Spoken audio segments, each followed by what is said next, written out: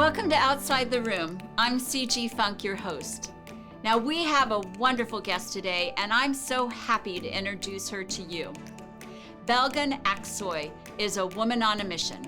Having worked in the tourism and hotel industry for 25 years, she has dedicated her life to create a physically, mentally, and spiritually better world.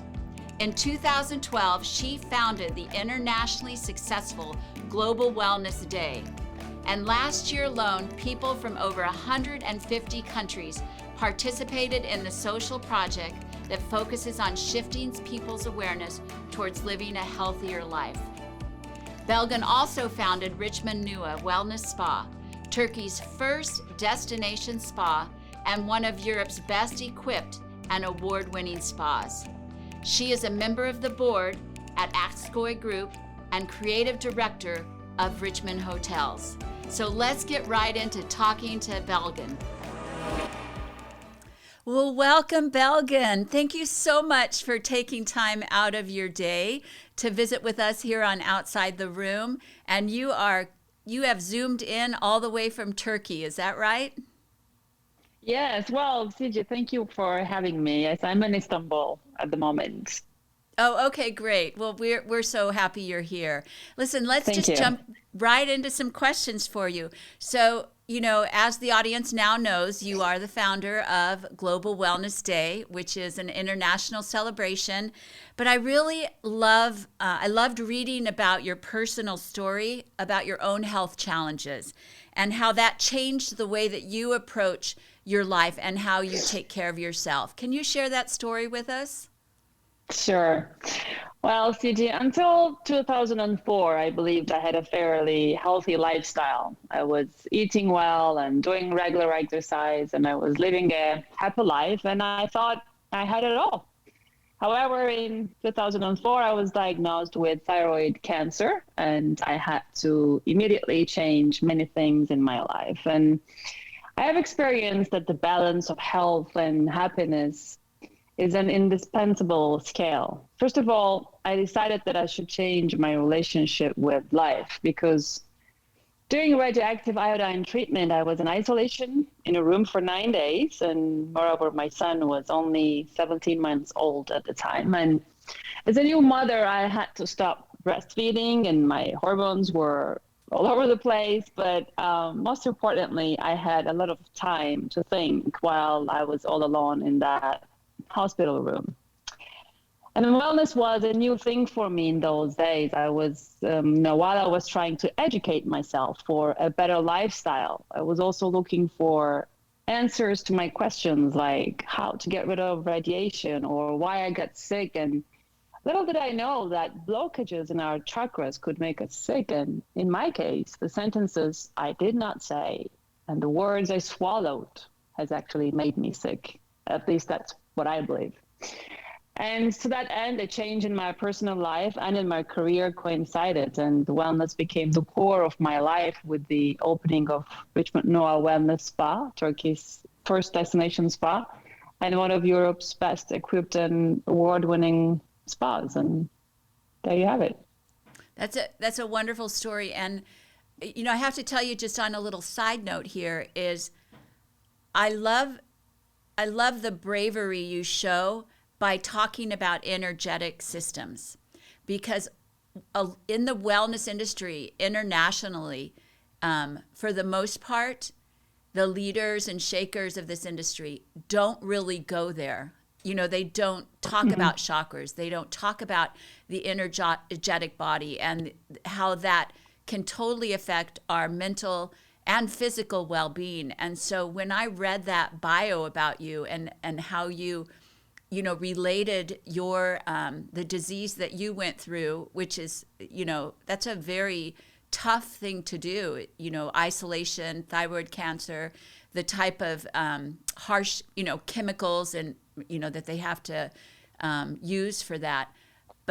But you relate that back to chakras and an energetic system, which I think is going to open up the hearts of a lot of massage therapists when they listen to this, because they understand massage therapists by nature and by training understand how these things correlate with each other, I think better than most of us in the world. And so you started that beautiful destination resort, and then you started this little thing called Global Wellness Day that has just grown into this gigantic initiative celebrated worldwide. And this year, it's celebrating its 11th year. So congratulations on that. Thank How you. I guess I'm curious how you got Global Wellness Day initiative started. Well, as I mentioned, after what happened in 2004, I started working on myself. And between 2004 and 2012, with all the work that I did, I was feeling healthier than ever before. And in 2012, something really interesting happened that I thought I was going crazy, because I started hearing a whisper in my ear that was never silent. And at some point, it even started to become disturbing, because it was saying, okay, Belgin, we made you sick and we got you healthy. You now read life differently. So what will you do for the world? No, CG, it was saying for the world. I'm like, what can I do for the world? And I kept on thinking and thinking and thinking, and the whisper in my ear kept on talking to me and talking to me. And one day I was just sitting in front of my computer, and I typed in the words on Google search, Global Wellness Day, because I was just so sure that it was celebrated somewhere in the world, if not anywhere in the United States, because there are many days that are that are celebrated in the US that maybe are not even that important, like Strawberry Day and Mushroom Day and Cupcake Day and things like that. So I thought a Wellness Day must be there. And to my surprise, I saw that there was no such day. And so I decided to create a celebration at our hotel. Back then it was called Wellness Day only, without the word global. And we chose the second Saturday of June, just because it was convenient for us. I didn't think it was going to go global, or not this fast, at least. And we held a modest event at our hotel for like 150, 200 people. And it was a day filled with physical activities and nutritional workshops and Reiki and skincare. And at the end of the day, a middle-aged woman said to me, I did yoga for the first time today, and I always thought yoga was for fit and young people. I tried and I enjoyed it very much. And from today on, I'm starting yoga. And I was like very happy. And I thought, wow, how one day can change a person's life. Because if this woman is going to start doing yoga, she's definitely going to start doing other things that are going to do well to her. And that night, lying in my bed, I came up with the slogan of Global Wellness Day, which is one day can change your whole life. And now Global Wellness Day is celebrated on the second Saturday of June every year. And it's obviously a not-for-profit day, a social project dedicated to living well, with the purpose to ask the question, even if for just one day, how can I live a healthier and better life?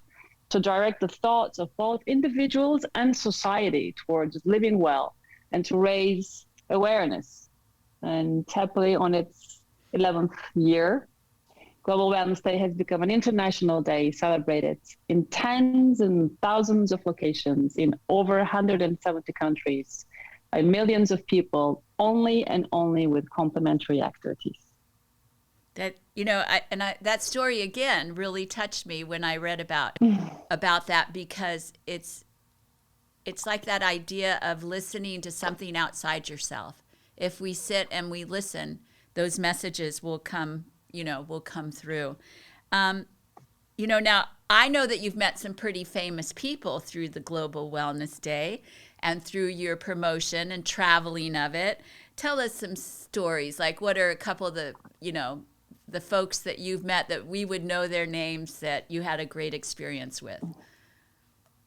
Well, I'll tell you her name, and you definitely know her, Oprah.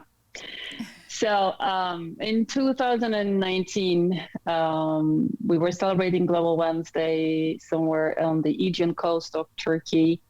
It was very loud. It was a big celebration, and I saw a message from a friend of mine, and she sent me a link of Oprah's Instagram account, and I was like, she knows how busy I am. Like, why is she sending me a link of Instagram account of Oprah? And I just put my phone in my pocket, and then after like 5 minutes, something told me like, is it possible that she sent you on a day like this a message with a link of Oprah's account? Maybe it's something to do with global wellness. And I'm like, no, it can't be. So I just had this thing in my mind, and I had like millions of things that I had to do during the event. And at some point I said, just let me take a look at this link. And I see Oprah together with Gayle King, and she is saying something that's so loud I can't hear it. And I was like almost like trying to put the phone into my ear to hear what she was saying. And at some point I heard she was saying, hey, Gayle, you know what day is today? Today is Global Wellness Day, and let's go outside and let's take the dogs for a walk and something like that. And I was like, did she say Global Wellness Day? Because, out of all these people that famous international famous people that celebrated Global Wellness Day, I somehow reached out to those people, but Oprah was not someone that I tried to reach out. So I was really not expecting that, and then I realized that she actually did post on her Twitter and Facebook accounts, and not only on Global Wellness Day, but the day before Global Wellness Day, she actually posted saying tomorrow is Global Wellness Day. So I was amazed. And then in 2020, I think sometime in March, Oprah was doing her tour, I think in like 14 different states, and she was going to be in New York, in Brooklyn, and I went to that event. I was invited, and I had the chance to meet with Oprah and to thank her for her support. And she the fact that she already knew about Global Wellness Day without us trying to explain her was the moment that I said to myself, you got it. Because, for example, the story with Richard Branson was not like this. It was, I think, in 2015 or 16, I heard that Richard Branson is coming for a conference in Istanbul, and I go to this conference, and at the end of the conference, Richard Branson is going to do a press conference, and I literally did hide behind the door of this conference room, and I put a friend of mine close to that room, and he was going to give me the sign, and that was going to be the moment that I was going to jump out of the behind the door with the paddle and ask Richard Branson for his support. And I did. And he was coming with the bodyguards and everyone. And I even went over them. And I'm in front of Richard Branson. I'm saying, Mr. Branson, world needs wellness. And with your support, we're going to be able to reach many, millions of people. And I kept on talking. I don't even remember what I said. And then he looked at me and he said, tell me what you want me to do. I'm like, we're going to take a photo together with you holding this. And this is just going to have such a, great influence to, for others to support Global Wellness Day. And he said, okay, well, is it Global Wellness Day? Wellness. Yeah, of course, we do need wellness around the world. And I mean, he was really so nice. I thank him for not having me arrested. But I can do some crazy stuff. I'm also known as the crazy woman with the pink paddle. I don't know if you heard that about me. It's funny because I remember the first year you were passing out those paddles at the iSpa conference, and everybody was wanting a paddle, and there were pictures gosh, that I don't even know how long ago that was. It was right after Global Wellness Day started, but people were posing everywhere, like at the pool and in the bar, and it just the spa industry immediately connected with that, and the initiative. Yeah. So you have received a lot of awards. For your work in spa and the wellness industry, leading women in wellness, most influential spa leader, personality of the year, which I totally get because you have the biggest, brightest, loving personality. And a lot of these awards came from your work on promoting Global Wellness Day and personal wellness. So you're promoting both at the same time. And I guess tell our viewers what your ultimate dream is for Global Wellness Day. Like if you look 10 years in the future, what do you hope it looks like then? Well, not 10 years, even before that, CG. I'm a strong advocate of the understanding that living well is the simple necessity for every human being on the planet. And that wellness, I always say that wellness is not a luxury, but the inherent right of every individual. I've been saying this for at least, over 10 years.